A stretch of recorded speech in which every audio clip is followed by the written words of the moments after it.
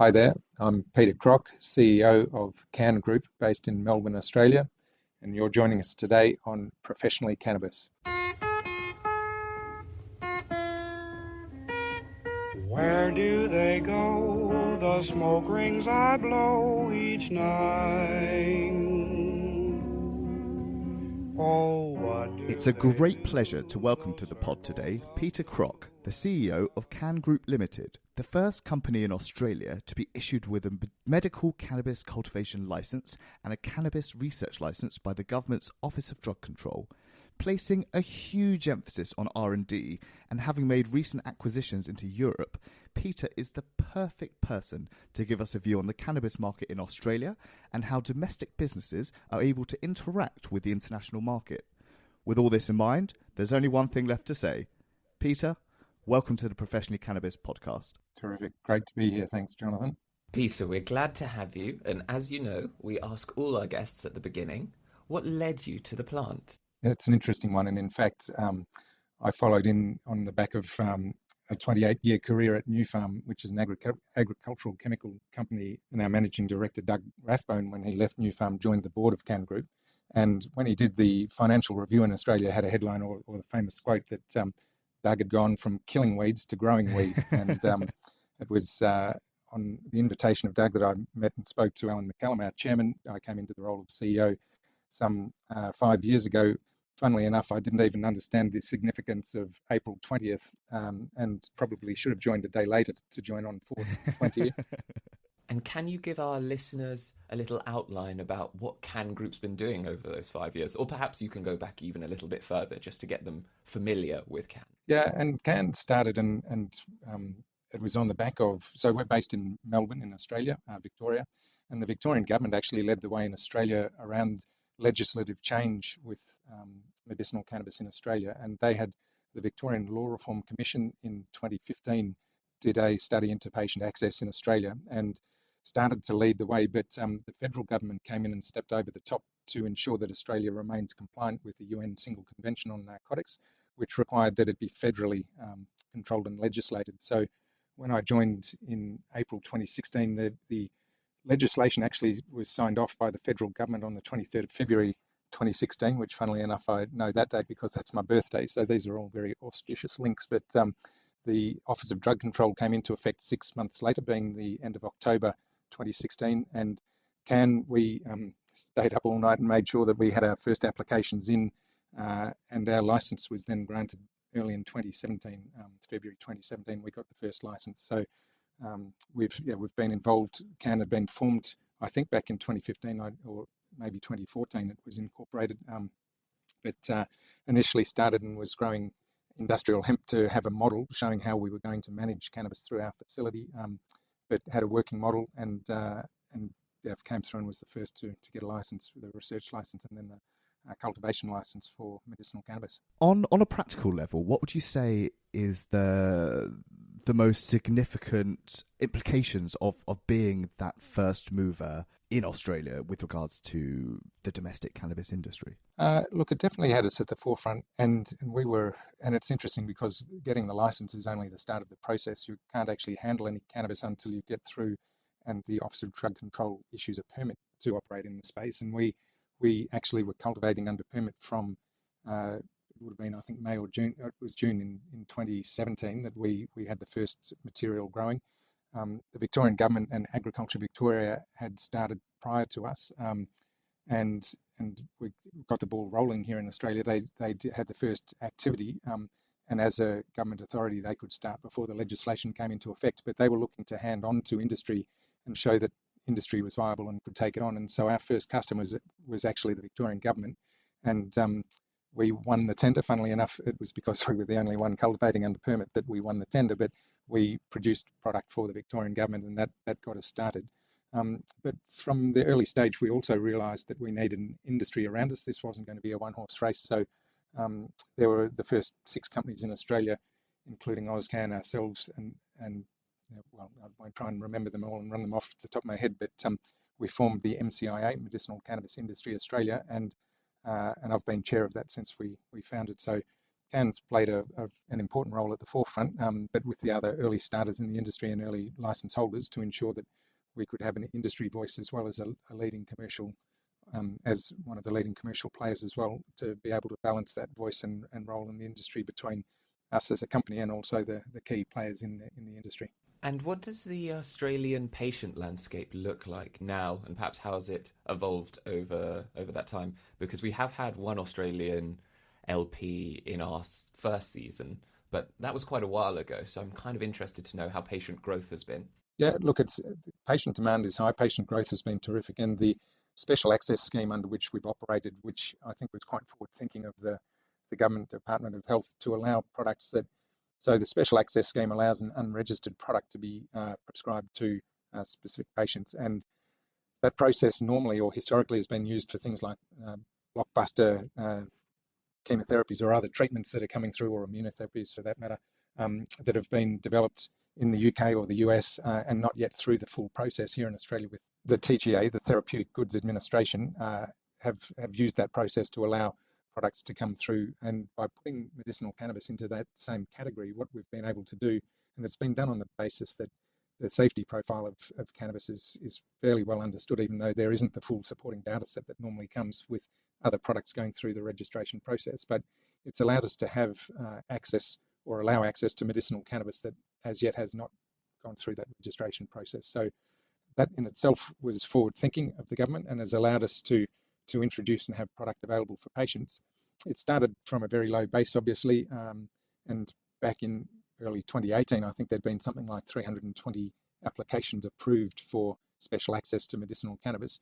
At the Cannabis conference that we ran recently as the MCIA, John Skerritt, the head of the TGA, announced that they had just completed their 100,000th approval for medicinal cannabis in Australia. So we have seen the terrific growth, and it reflects both doctors willing to prescribe and the improvement in understanding that's occurred throughout with medicos, and a pathway that's become more ready for, or more efficient in terms of allowing patients to apply for and be approved for the use of medicinal cannabis. So yeah, we've seen terrific response, but we've obviously got a long way to go, and there is work starting to happen in Australia here with this year's announcement from the TGA that they were going to allow an S3 registration of CBD, so low-dose CBD being allowed to be registered, which means it would be available through pharmacy. And it's once we get into that sort of area that we'll see it move into, the realm of full registered products is where we'll start to see an uptick in patient use once it's gone through that registration process. And you touched upon safety earlier, and of course safety is inextricably linked to consistency and quality of a product. Something that I was keen to ask you, and that is, what requirements were in place in terms of the quality and consistency of cannabis batches that are able to be imported into Australia, and does this differ from the product that folks like Cann are able to export out of Australia? The reason I ask is because each country typically has different laws and regulations about what passes as fit for consumption for patients or for the consumer market. How do you see things here? Yeah, it's a very good question. And in fact, interestingly on that front, so imported product into Australia at the moment needs to be responsive to Therapeutic Goods Order 93, TGO 93, which actually has a lower threshold than what Australian producers are required to produce to, and is a requirement for our exported product, which is GMP, Good Manufacturing Practice. Having just been to Canberra recently with the MCIA, we heard from the government who had asked for input, and there had been submissions going into this question of what the quality requirements should be. It looks like the government are in fact going to change TGO 93 to require that imported products meet the same GMP requirement that we have to meet here in Australia for both product that we supply domestically and anything we export. So that will bring it back to what is important in terms of ensuring that patients and medicos have confidence that the quality and safety standards are the same for product that's coming in and they're prescribing as an imported product to that which is being produced in Australia. And is this change in regulation and stance, is this influenced by wanting to ensure that the highest quality of product for patients is it put in place so that Australian LPs are able to compete more on price with overseas players? Or is it perhaps to do with some sort of protectionist policy to try and create the supply in Australia to be served purely by Australian players? How do you see things? I think it's more to do with the integrity of the industry, but also for the medicos need to have confidence that they know what they're prescribing. So the idea that the quality, efficacy, and safety are the three key things they're looking for. And to ensure that, that's exactly why we do have the TGA following and tracking the production of pharmaceutical products. So these clearly fit into the same category, and that's what we're looking for. And it's important that we don't undermine that confidence in the product and this as a class of medicine used in Australia. So that's really where it has its strongest fit. And the importance of not undermining that is, I think, fundamental here. So does it make a difference to the dynamics of what's shipped down here? There's no doubt that there have been some products that were brought in opportunistically, and that's not necessarily helpful, though, when a lack of consistency or a lack of supply is able to, or patients are looking for that when they go to get a repeat prescription, and if it's not the same product or it's not available because a one-off shipment was made because there was an opportunity to supply it. That's where we're looking to iron all of that out and know that we've got a legitimate industry, whether it's imported or produced locally, that they can have confidence in and have access to, and doctors know what it is that they're prescribing. So on the topic of prescriptions, big news lately has been your acquisition of Satifarm, and with that comes a degree of IP, dosable forms. How's that going to transform Cann Group? If indeed it will be transformational. Sorry to assume that, but I do think it is going to be quite a difference. It is, and yeah, we took this as a step. It was something that it was key to our strategy, and we'd been looking for an opportunity like this, and Satifarm was the perfect one for us to seize upon. The IP position is really important, but most importantly, it gives us a product that looks like a medicine that doctors are used to prescribing. So the idea of moving away from taking a number of drops under the tongue and see how you go, to have something that you can dose titrate with a product that's been produced under GMP and meets the expectations of medicos, that you can have a product. The bioavailability and what the IP protected formulation brings is also something that's differentiated, which is a key thing where we were never getting into this, whether it was through the cultivation side or the dose form to deliver to patients, to just be seen as a commodity cannabis producer and differentiated product at the other end. Satifarm gives us a platform that is really important, and as I said, will look like a medicine that doctors are used to prescribing, and the bioavailability on top of that gives us something that really is a point of difference in terms of ensuring we've got something that can be targeted at specific conditions, that we can take it through a registration process, and in due course that's what we will be doing, is having registered products that are absolutely specific to key conditions, and that we've been able to produce the right data set to support that. And Satifarm is all CBD as it stands, if I've got that right. So will you be also looking to introduce THC into these formulations? Absolutely, and that's where, in bringing the technology to Australia, that allows us to do that. So doing that under the auspices of the TGA's requirements for GMP will give us a highly differentiated position, and we will move into a range of products that include THC, because we know that is very important in terms of having that as parts of the armory for medicinal cannabis, and having a range of products that will be usable, and being able to offer that to physicians so that they can prescribe and look at dose titration at CBD and THC is going to be part of that as well. So really exciting time ahead with that. In terms of Satifarm as a platform for the low-dose CBD registration in Australia, that's a great short-term opportunity that we're moving on immediately, and that's going to be important. But we're also bringing the technology to Australia where we'll have freedom to work with THC, which is currently not possible in the Satifarm range, and we'll be expanding that and working on that, and that's underway as we speak. That's exactly where we're heading with it. And what counts as low dose? Yeah, so it's interesting in Australia, and again, the MCIA got involved in this because the TGA originally set a maximum daily dose limit of 60 milligrams, was put forward as the maximum dose, daily dose.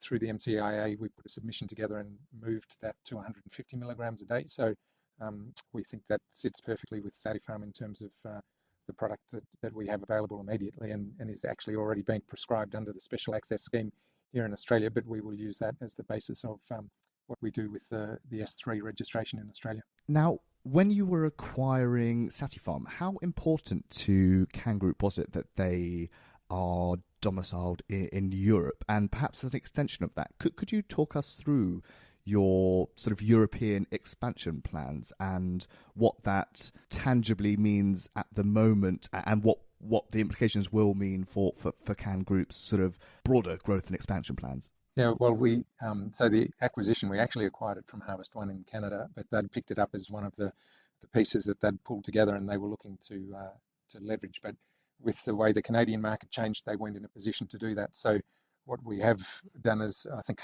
it's a bit like a dose of oxygen to a severe pneumonia case. Is Satifarm we're waiting to execute in Europe, and it's manufactured in a Swiss GMP facility at the moment, and that'll continue. But they're domiciled in Ireland, and the team there have got a great footprint or launching pad for us in Europe. But as you know, we were already working and have other activity in Europe, so this was really complementary to it, and we're going to leverage that.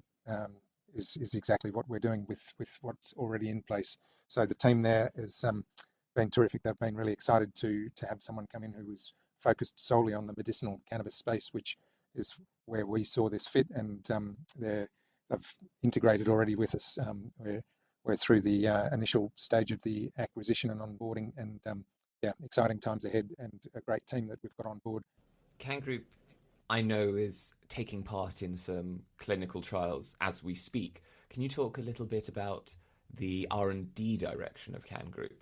Yeah, so from an R&D perspective, where we've based in the capability we have here in Melbourne, where we've got access to, and our head office is right next door to AgriBio at La Trobe University, which is a public-private partnership between Agriculture Victoria, they're 75%, and La Trobe University, 25%. But the AgriBio Centre is a world-leading genomics, in fact, all of the omics, proteomics. It's a $288 million facility that services all parts of agriculture in Victoria, and gives us, and as I said at the start, we got the ball rolling with Agriculture Victoria. They were a key reason as to why I think we were able to show that we had a pathway to both getting the first license and permit, and also working with them to show that industry could step in and take over from what they were doing to produce the first product for the Victorian government. But in terms of what we're doing with our accelerated breeding program and the capability that it brings, in fact, the best parallel is to, agriculture or AgriBio have every dairy animal in Australia is on their genetic database, and they can now take a DNA sample from a 6-week-old bull calf and predict within 1% what its progeny are going to produce. And that capability is exactly what we're now focusing on and will be leveraging in the accelerated breeding and capability that we're looking to take cannabis through on medicinal cannabis. Because of prohibition, there has been no research done. There is, I think, very few other organisations around the world in terms of or platforms available to leverage. There's been a lot of work done in Israel, as you know, but even there, the environment has still been stifled from a regulatory perspective, and we're looking to leverage that here in Australia, and Victoria in particular will allow us to do that. So we've got really exciting opportunities ahead with the facility that we're operating and setting up in Mildura, which is a large-scale facility. We've negotiated and got access to that facility via the ARNet, which is the Australian Academic Research Network.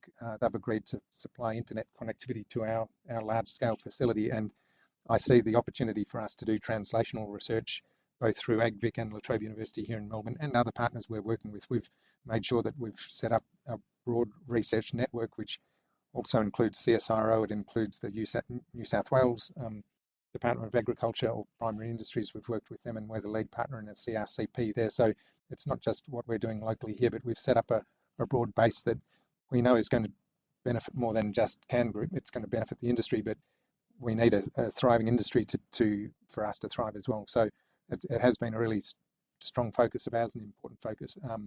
But we've only just really scratched the surface. We've we've put all of the building blocks in place, and it's what we do now and where we go from here that we're really excited about. And as you know, the whole world of cannabinoids and the role they've got to play in medicine, this isn't just a CBD and THC play. There is a lot more work to be done, and it won't all just be done by us, but I think we've set up a terrific platform to allow that to grow. And particularly in Melbourne, with the medical research capability we have down here, it is going to be really exciting to see how we can interface and work with that whole medical development side, not just in agricultural development as well. So, yeah, a lot happening down here and promises a lot, I think. Interesting. I think the advanced breeding program, where you're predicting the progeny, or I suppose you don't call it progeny in the case of plants, before actually breeding them, that does sound very exciting. But I feel like that's probably quite a long-term thing to look for. What would you say to current holders of Cann stock to be looking out for? And maybe we can talk a little bit about being a publicly listed cannabis company afterwards, but in terms of the near term or the medium term, what should people who hold the stock and believe in it be keeping their ears peeled for? Look, I think the important thing comes back to we've said all along, and we've maintained the high moral ground, I think, has been an important focus for us in terms of doing it properly the whole way through. So, as you say, all of these things, including the research side, nothing happens quickly. And the regulatory side has been huge for us as well, both in terms of establishing and getting the process working here in Australia and learning with the regulator in parallel. There's no doubt that they have had their hands full in terms of the amount of interest and the number of applications that they've had to deal with, while still trying to get those who were first through the gates, like Cann, keep them operating so that they service us, so that when it comes to things like getting permits renewed or processed, that they don't just put us at the back of the queue when there's 200 new applicants trying to get through the same process. So all of that's been a huge effort, and we've done it properly the whole way through. That has been a hallmark of ours, is that we've said we're not going to cut any corners. This has to be done properly. That's what we have done. That's what we're doing with the investment we're making in our Mildura facility, which we knew that scale was going to be important, and we've invested in and are doing that properly. And that's been the key. Clearly, what our shareholders are looking for and are looking for is for us to get into a business as usual cycle where revenue is able to be forecast and delivered on, and that's really the key thing. We're not yet into a business as usual cadence, and that's because it's a new industry and we're developing as part of that. So that's been frustratingly slow, and a year of COVID hasn't helped with that either, because I think that has had a significant impact across the board, both with regulators under the pump trying to deal with a pandemic around the world, because at the end of the day, this is we sit within health, but we're making our way through that. We've done everything properly.